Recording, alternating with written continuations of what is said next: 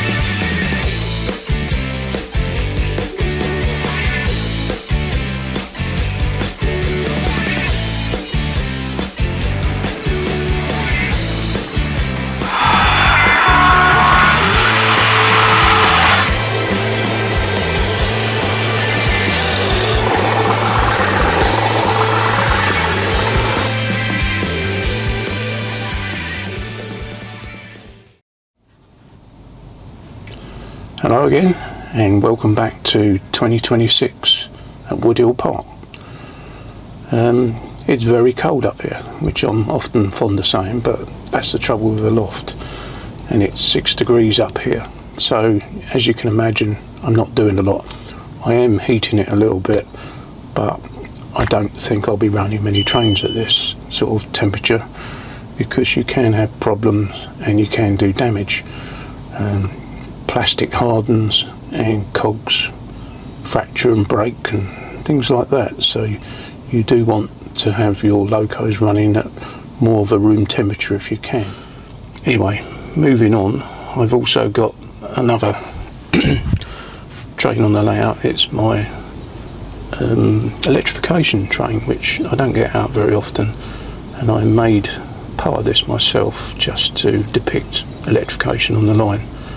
So I've been getting that out because I've been thinking more about electrification through the station.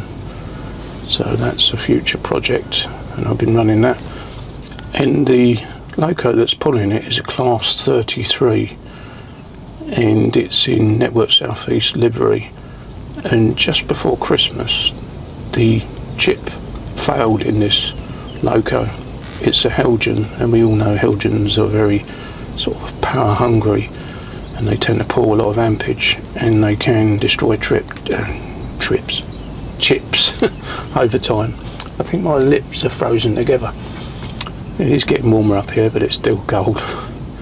Anyway, yeah, they take out chips, and they have done over sort of a few years, taken a couple of chips out I've got. I daren't use Hornby chips in them, the old Hornby chips. The new TXS sound chips that Hornby do supposedly can put up with a bit more ampage draw. So if any of you out there know that they're okay to use with Helgen locos, I would like to hear from you, because I'm a little bit loath to try one and burn out 50 odd pounds worth of sound chip for the just for trying it out. Anyway, this loco, I've taken it apart, and I thought it's only got bulbs in it. It's old-fashioned bulbs, so I replaced the bulbs with LEDs, and I'll take it apart and I'll show you what I've done. I haven't got any 8-pin chips, and I thought the best one to put in it is a bachmann anyway. The bachmann seem to survive. They're sort of bomb-proofed. So I was going to put a bachmann in it, but I haven't got any 8-pins. So I thought I'll have to buy one, even if it's only 30 odd quid, because it's not going to be sound in it. It's still expensive just to replace a chip, and then you got the postage and everything else, and then you think, well, maybe I should buy 2 or 3 chips to make it worth my while. And I've got a lot of 21-pin bachmanns knocking around, or quite a few.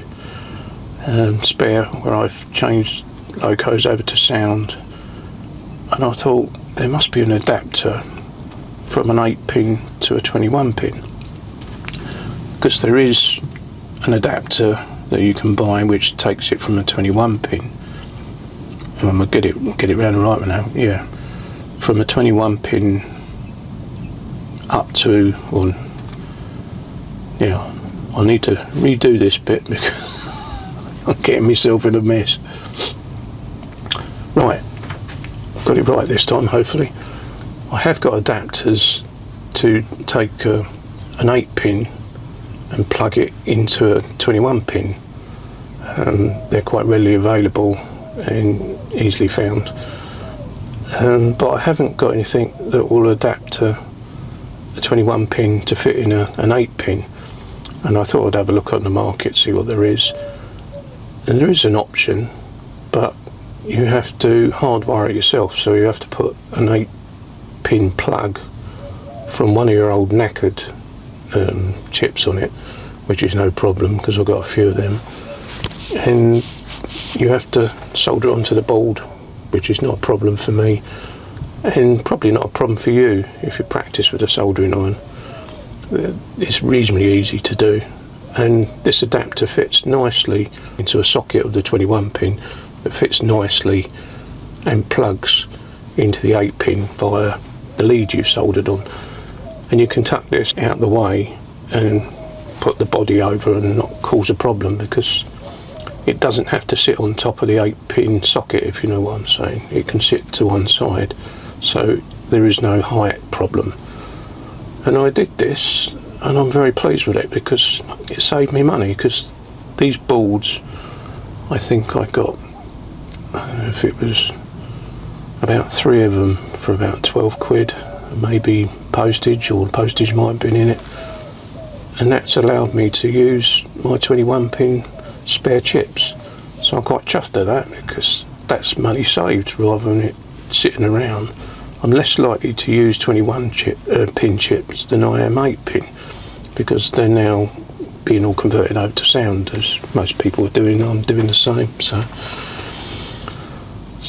that utilises that. So yeah, very happy with that. So if you want to do the same, I'll just give you a quick sort of show of what I did inside the loco. Hopefully I'm not going to make this one a bit long-winded, as it's really cold and I can't feel my fingers anyway, so I don't want to be up here too long. But I'll just show you what I did with the Class 33 Helgen. So I can't feel my fingers, it's so cold.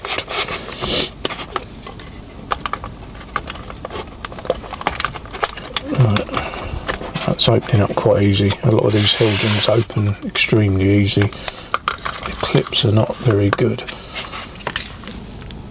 Right, I don't know if you can see that better, but this is the adapter under here, and I've stuck it down with a bit of foam, and then the 21-pin chip sits on top, as it's got pins instead of a socket. Now the breakout board, which is underneath, as I said, it's got the wires for the 8-pin socket, and they came, as I said, I got 3 of these.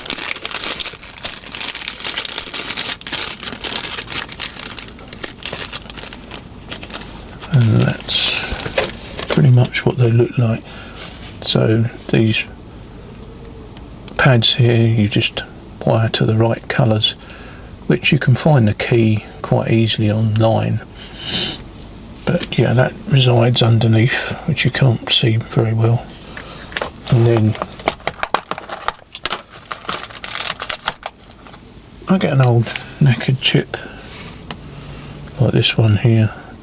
This was a real cheap one, sort of not a very well known make, just cheap off eBay, and they're okay, but if they meet a little problem they tend to frazzle, and because they're sealed, I try to cut a lot of this heat shrink off these days, because they overheat with this heat shrink on them. I like them open, and I'll just put a bit of Kapton tape around them so that they can breathe but don't short out. Anyway, back on topic, what I do is cut the wires off of this and then redress them onto this board in the right order. Well, I don't cut the socket or the plug off. I cut that end off. So cut those wires off and then add them onto the pads, and you've got plenty of length. You can even shorten it, and it's as straightforward as that really, other than actually soldering. So if you've got basic capabilities in soldering, you should be able to do it. I mean, I don't use my gas soldering iron, as the gas soldering iron is too hot and too clumsy, so I use a nice sort of electric iron with a fine tip, and I use lead solder, lead and tin solder, the old-fashioned solder, so it's very good at flowing. If not, if you use the modern day solder, you'll find it don't flow as well, and you haven't got as long to work with it, in which case you add a bit of flux to it. Other than me actually showing you doing it, which I've done already, I think I might show you in future if I do one, but I did this over Christmas.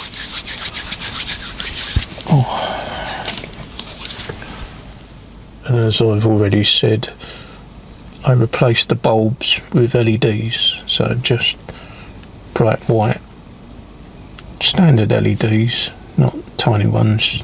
You probably could use a small surface mount if you wanted to.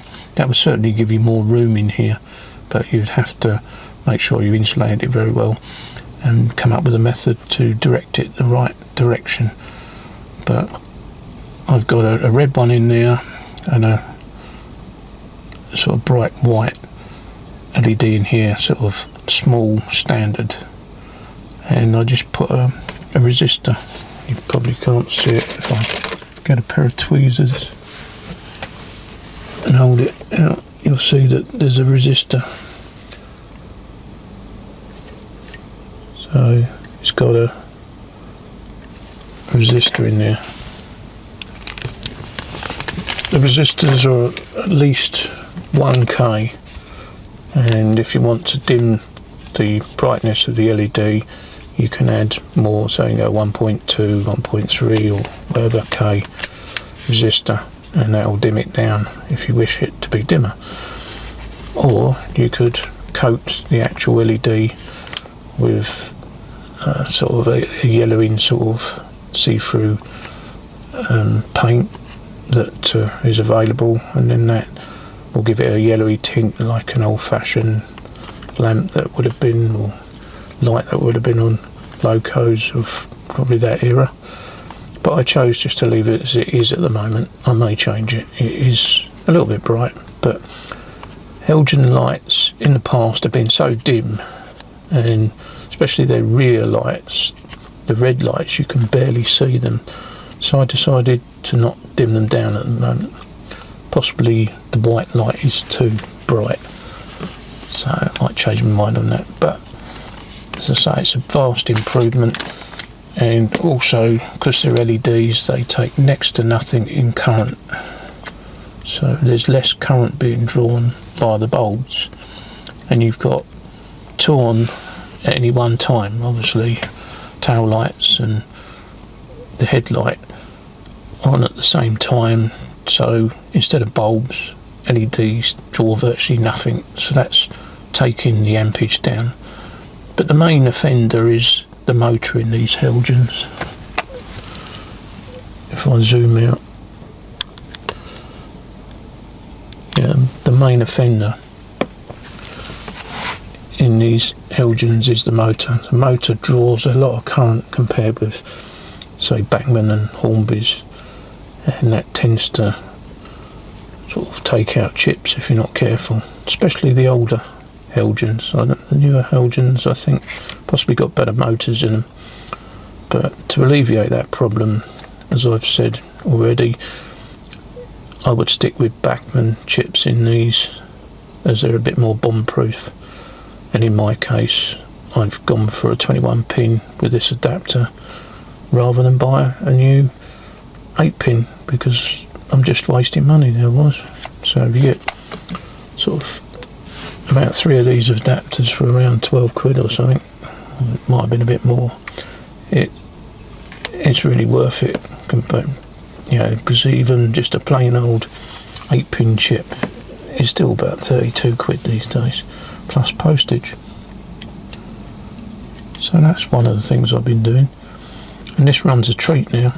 It really runs well, and I've got every confidence that this chip is not going to burn out. Oh, while I'm at it, here's the other adapters that you can get to do various jobs. In case you didn't know about them, you can get an 8-pin. I don't know whether you can get a 21-pin, but I haven't bought one. But you can get an 8-pin breakout board, so you can hardwire to a non-DCC ready loco. So you can plug in the 8-pin chip into this socket, and it tells you, because it's silk screened with lettering on it on this one, and most of them are, tells you where to put the wires to, you know, add the motor wires and the lighting and whatever. So you can make a non-DCC loco into a DCC loco quite easily.